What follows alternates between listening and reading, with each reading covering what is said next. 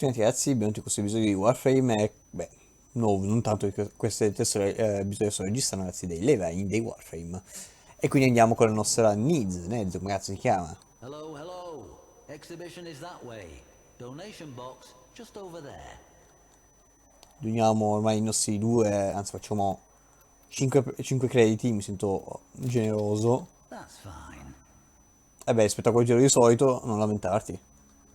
Perfetto, e come sempre ragazzi io mi muto per farvi ascoltare in santa pace.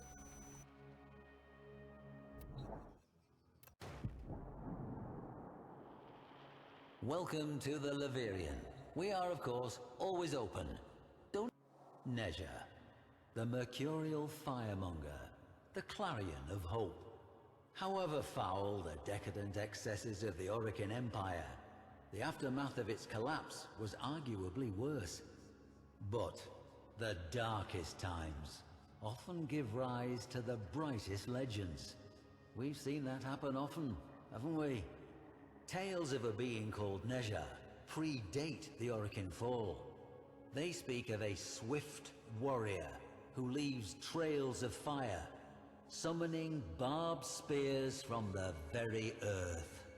But it is during a time of unsurpassed brutality, at a moment of wanton slaughter, that this most blazingly improbable of warframes first proves to be more than a myth.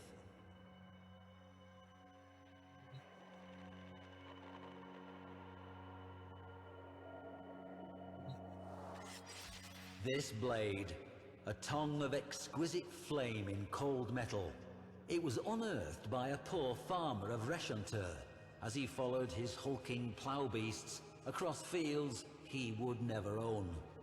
Another might have bravely kept the dagger, but records suggest he handed it into his overseer on the spot, a half cup of rice his princely reward. With no dax to keep the peace, and no parvus granum to hold the corpus board together, bloody land grabs were routine. The fertile fields of Reshantur changed hands many times. With each hostile takeover, slain workers became fertilizer for the next yield of crops, tended by the survivors. And so it went. This created what you might call a staffing problem. If all the surviving adults are working the fields, then who is left to defend them?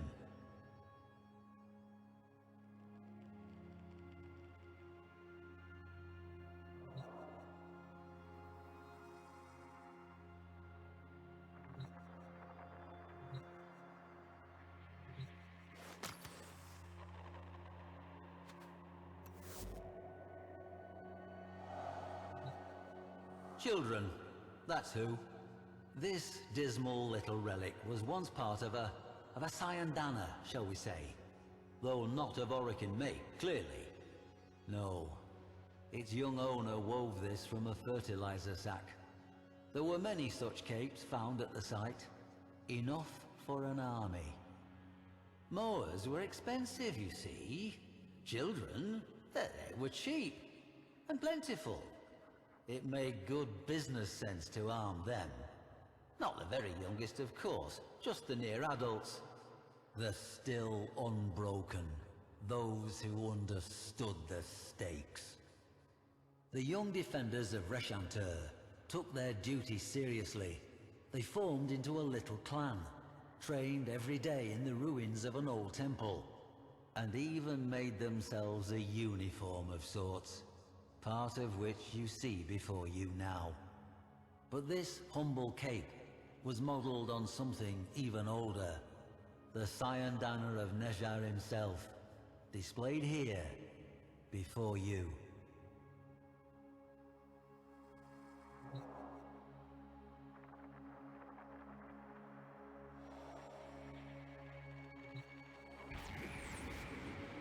This chakram was found in the ruins of the Reshantur temple, along with fragments of stories scrawled on slates in an immature hand, and oaths of dedication to a figure of legend. It seems the child soldiers of Reshantur took courage from the tales of nezha adopting him as patron and protector. Their scratchings evince a firm belief that Nezha would bless them with victory, should they fight without fear, and abandon them, should they ever fear. So, they swore they would defend the fields to the last drop of their blood. Clever manipulation. I wonder who put that idea into their heads. At any rate, they accepted it on faith. At least, until the massacre of Reshantur.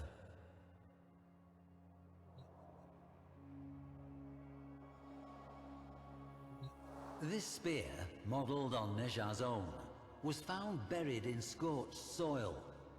Note the size. Records of the attack are nigh impossible to find. Not surprising. The massacre was almost certainly covered up to protect what the corpus regarded as sensitive business practices. Imagine the children, Tenno, wearing their pathetic sayandanas, bearing flimsy weapons, but with heads high, as warriors. Think of them rushing at their far superior foes without fear, and imagine what those foes did. To this day, the fields of Reshantur cannot be ploughed. The blades of ploughs are dented and destroyed by an earth that, still, remains thickly seeded with shot and shells and the cold brass teeth of war. But that is not why the event is called the Massacre of Reshantur. The children charged, the corpus took easy aim, not one child's heart fluttered, and then flame.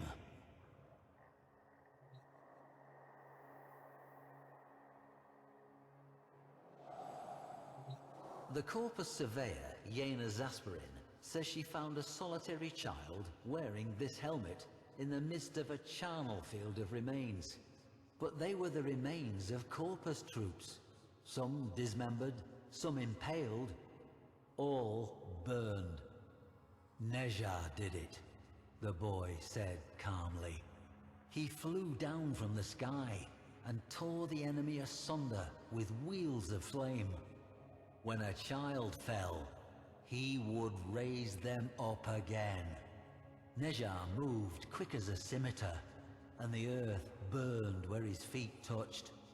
Now the others had gone with Nezha, part of his celestial army.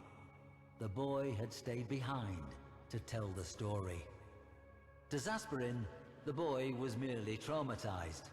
The massacre, probably a mutiny within the corpus ranks. But Reshantur has been excavated, and every single one of the thousands of blackened bones that were gene-tagged had belonged to an adult.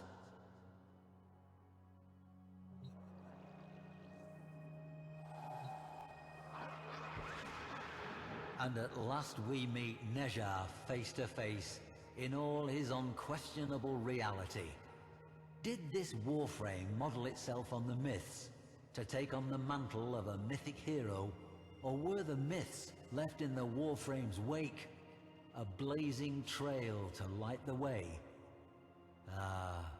History will always be some manner of educated guesswork, and occasionally one of faith. Perhaps in some deeper stratum, we will find the lost children of Reshantur, sad little clusters of bones, not saved at all. But I have faith we will not. I leave you with this. Why do you suppose it was the child soldiers that Nezha chose to protect? Any war has its innocent casualties, but these seem to have called to him.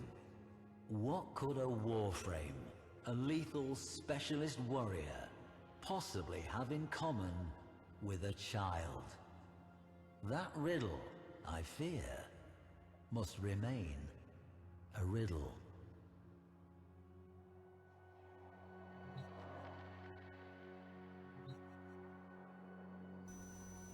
Ah, che sono ragazzi, veramente, veramente crude, devo dire, questa qua anche. Vabbè, chissà se cos'è che avranno realmente i bambini soldato in comune con i Warframe, eh? Sarà perché teoricamente entrambi sono comandati da bambini? O da ragazzi nel nostro caso, boh, non lo so, insomma. Dire che si rigira purtroppo è una storia triste, vero Nezza? Nezza? Approva, lei, no, lui approva, scusate ragazzi, lui. Perché non so se lo sapete ragazzi, ma in realtà Nezza è un lui. Anche se per molto tempo si è pensato essere un lei. Bene, io quindi ragazzi vi saluto e ci vediamo nel prossimo episodio di Warframe. Ciao a tutti!